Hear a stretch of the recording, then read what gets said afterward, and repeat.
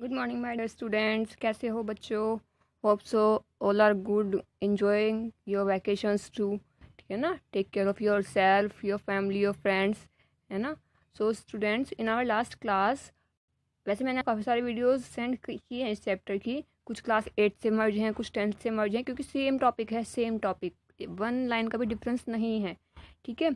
So students, जो मैंने आपको सेंड की है वो तो आप उनसे देख ही रहे होंगे, और जो आप उनसे अलग टॉपिक्स हैं उनमें आपको उनकी वीडियोस भी भेज रही हूँ। So this is our last topic of your biology chapter, that is biogeochemical cycles. ठीक है ना? बायोजियोकेमिकल साइकिल्स होती क्या है? देखिए, मैनी केमिकल्स, हमारे इन्वायरमेंट में काफ़ी सारे केमिकल्स प्रेजेंट होते हैं जो कि ऑर्गेनिज्म यूज़ करते हैं और एक दूसरे को ट्रांसफ़र करते हैं। वेरियस न्यूट्रिएंट्स, जो कुछ मटेरियल्स होते हैं वो हमारे इन्वायरमेंट में टाइम टू टाइम क्या होते रहते हैं? रिसाइकल होते रहते हैं। ठीक है? यही मिनरल्स का क्या होना, मिनरल्स की साइकिल। ठीक है ना? मिनरल्स की एक साइकिल का बनना लिविंग थिंग्स और नॉन लिविंग थिंग्स के थ्रू, ये हमारा क्या कहलाता है? बायोजियोकेमिकल साइकिल कहलाता है। ठीक है? एक साइकिल का बनना किसके थ्रू? इन्वायरमेंट में एक साइकिल का बनना बायोटिक कंपोनेंट और एबायोटिक कंपोनेंट्स के थ्रू, यही क्या कहलाता है? बायोजियोकेमिकल साइकिल कहलाता है। ठीक है? वो हमारे, उसको हम मिनरल साइकिल भी बोल सकते हैं और न्यूट्रिएंट साइकिल भी बोल सकते हैं। इसमें हमारे डिफरेंट कंपोनेंट्स इन्वॉल्व होते हैं, दैट इज़ बायोटिक कंपोनेंट और एबायोटिक। बायोटिक कंपोनेंट्स याद रखना, बायोलॉजिकल। ठीक है ना?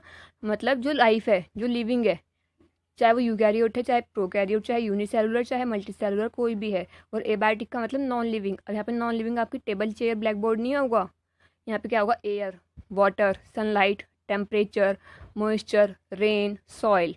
ठीक है? इन सब से मिलके तो न्यूट्रिएंट्स क्या होते हैं? डिस्टेंट प्लेसेस पे लिविंग थिंग्स और नॉन लिविंग थिंग्स के थ्रू ट्रांसपोर्ट होते रहते हैं। जैसे कि हम कहीं पे गए, हमारे पैरों पे मिट्टी लग के वहीं पे चली गई, हवा मिट्टी को उड़ा के ले गई, पानी के साथ मिट्टी बह के चली गई, इस तरह से।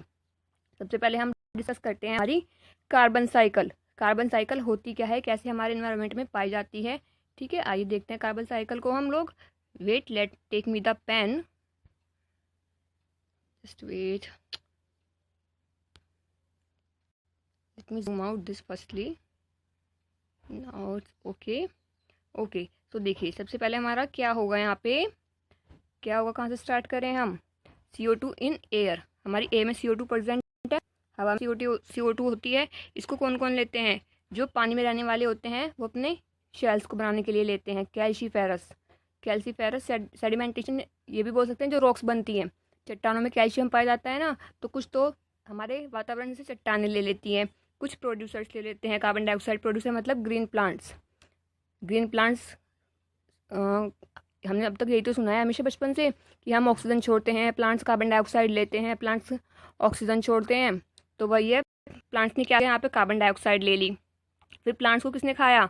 कंज्यूमर्स ने। सपोज गॉट ने खाया, बकरी ने खाया, तो वो कार्बन डाइऑक्साइड किसके अंदर चला गया? बकरी के अंदर चला गया। ठीक है? अब फिर वो बकरी मर गई या डेड हो गई, तो वो कहाँ पे? सॉइल में जाके मिक्स हो गया। ठीक है? सॉइल में मिक्स हो गया। फिर अगर उसको किसी ने खा लिया, बकरी को, लायन वगैरह ने, तो वो उनके अंदर चला जाएगा।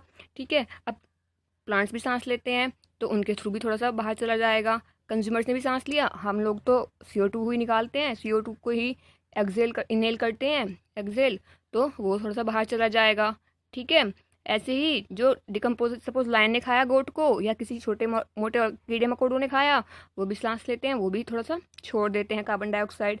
ऐसा भी हो सकता है कि जो हमारे प्रोड्यूसर्स हैं, जो ग्रीन प्लांट्स हैं, वहाँ से वो अगर किसी चट्टान पे उगे हुए हैं, चट्टान पे लग गए, वो चट्टान पे उनकी ग्रोथ हो रही है, तो उनसे सारा जो कार्बन डाइऑक्साइड है वो किसको मिल जाएगा? चट्टानों को मिल जाएगा, दैट इज लाइमस्टोन और डोलमाइट रॉक्स को। ठीक है? फिर जो बहुत बड़ी बड़ी चट्टानें होती हैं, गर्म बिल्कुल एक तरह से, फिर उनसे किसको जाता है? वोल्केनिक इरप्शन, मतलब जो ज्वालामुखी फटता है, ज्वालामुखी फटने से फिर दोबारा से बहुत सारा कार्बन डाइऑक्साइड निकलता है, वो वापस इन्वायरमेंट को चला जाता है। ठीक है? अब देखिए, हमने जब भी हमें कॉल जलाना होता है या पेट्रोल जलाना होता है, डीजल या कुछ भी चीज़ जब भी हम जलाएंगे, लकड़ी जलाएंगे, उससे हमेशा कार्बन डाइऑक्साइड निकलती है। काला काला धुआं निकलता है ना, वो क्या होता है? कार्बन डाइऑक्साइड होती है। तो वो भी जल के कहाँ जाएगी? इन्वायरमेंट में जाएगी। जो हम लोग सांस ले रहे हैं वो भी कहाँ जाएगा? इन्वायरमेंट में जाएगा। कोई चीज़ जला रहे हैं, हम पेड़ पौधों को जलाएंगे, उनकी लकड़ी को जलाएंगे, तो भी वो कहाँ जाएगा? वापस से इन्वायरमेंट में जाएगा। और फिर दोबारा से यही साइकिल इधर से स्टार्ट हो जाएगी। तो ये हमारी क्या होती है? कार्बन साइकिल होती है, जिसको हम बायोजियोकेमिकल साइकिल का एक पार्ट बोलते हैं। क्लियर है? ये थी हमारी कार्बन साइकिल। वाटर साइकिल तो आप लोगों ने बहुत पढ़ी होगी बचपन में। पढ़ी होगी ना कि पानी भाप बन के उड़ गया, इस तरह से कुछ। आइए अब हम देखते हैं हमारी next cycle, that is our nitrogen cycle. Nitrogen cycle के बारे में देख लेते हैं क्या होता है नाइट्रोजन साइकिल। अब नाइट्रोजन हमारी एटमॉस्फेयर में प्रेजेंट है, ठीक है। इसको किसने लिया? प्लांट्स ने लिया, कुछ बैक्टीरिया ने लिया। कुछ बैक्टीरिया नाइट्रोजन लेते हैं, उसको फिक्स करते हैं, ठीक है। और इस प्रोसेस को हम क्या बोलते हैं? नाइट्रिफिकेशन बोलते हैं। जब प्लांट्स नाइट्रोजन लेते हैं या कुछ बैक्टीरिया नाइट्रोजन लेते हैं, उसे फिक्स कर लेते हैं, उसे बोलते हैं नाइट्रिफिकेशन प्रोसेस, ठीक है। उससे फिर उनसे फिर क्या करते हैं? जो फैक्ट्री होती है, जो इंडस्ट्रीज होती हैं, वो ले लेती है इंडस्ट्रियल प्रोसेस अपनी चीज़ें बनाने के लिए, प्रोडक्ट बनाने के लिए, ठीक है। और जब उनका काम हो जाता है इंडस्ट्री वालों का, तो वो उसको जो वेस्ट होता है उसको रिलीज़ कर देते हैं एनवायरनमेंट में। वो किस में कन्वर्ट हो जाता है? नाइट्रेट में। और फिर नाइट्रेट किस में टूट जाता है? वापस से नाइट्रोजन में टूट जाता है। नाइट्रेट का फॉर्मूला हमारा क्या होता है? NO3, ठीक है। नाइट्रोजन का फॉर्मूला क्या होता है? N2। ओके, ये तो हो गई एक साइकिल। दूसरा क्या हुआ? जब प्लांट्स ने लिया, प्लांट्स को किसने खाया? एनिमल्स ने खाया। एनिमल से क्या बन गया? अमोनिया, ठीक है। अमोनिया से फिर हमारा क्या बन जाता है? नाइट्राइट। नाइट्राइट का फॉर्मूला होता है NO2, ठीक है। NO2 नाइट्राइट का होता है। और नाइट्राइट से वापस देखिए नाइट्रोजन कहाँ पे पाया जाता है? नाइट्रोजन DNA में पाया जाता है, हमारी प्लाज्मा मेम्ब्रेन में। प्लाज्मा, ठीक है, प्रोटीन्स बनते हैं नाइट्रोजन के। तो इस फॉर्म में वो किसमें? प्लांट्स में यूज़ की जाती है। क्लियर है? ये था हमारा नाइट्रोजन साइकिल का। इसके बाद हमारी कौन सी साइकिल आती है? Water cycle. तो बहुत ईजी है, ये तो आप लोगों को पता भी होगा वाटर साइकिल के बारे में। तो वाटर साइकिल क्या है? कहाँ से स्टार्ट करें हम वाटर साइकिल को? क्लाउड से स्टार्ट करते हैं, ठीक है। बारिश आती है, बारिश के थ्रू या ऊपर से बर्फ़ गिरती है, बर्फ़ के थ्रू पानी आता है अर्थ पे। कहाँ पे जाएगा वो? रिवर्स में जाएगा, ओशियंस में जाएगा, अंडरग्राउंड वाटर, पोन्स, लेक, तालाब, वो हर जगह जाएगा। नदियों से कहाँ पे जाता है? समुद्र में जाता है। समुद्र से भाप, इवापोरेशन प्रोसेस होता है। इवापोरेशन प्रोसेस के थ्रू वो भाप बन के उड़ जाता है वापस से कहाँ पे? इन्वायरमेंट में। ओके, ऐसे ही अगर वो ग्राउंड वाटर की फॉर्म में है, ग्राउंड वाटर में भी सेम इवापोरेशन होगा, भाप बन के वो उड़ने लगेगा और बादल बन जाएंगे।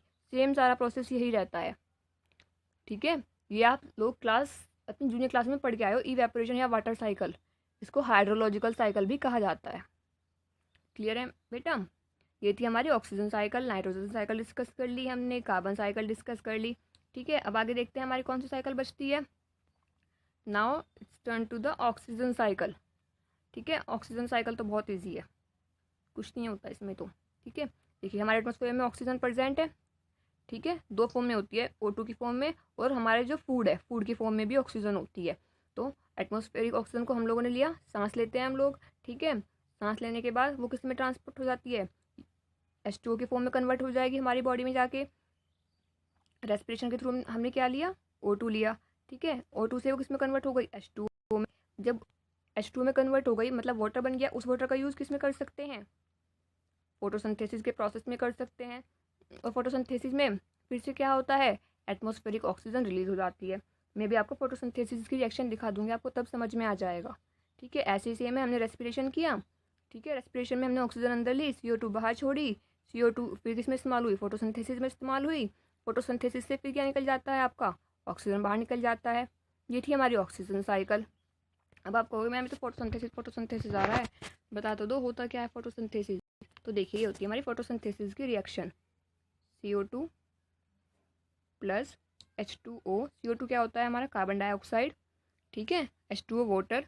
जब इन दोनों रिएक्शन करते हैं सनलाइट की प्रेजेंस में, सनलाइट को बोलते हैं हम UV रेज, ठीक है। तो हमेशा क्या बनाते हैं? हमारा कार्बोहाइड्रेट बनाते हैं, C6H12O6 प्लस, और क्या रिलीज करते हैं?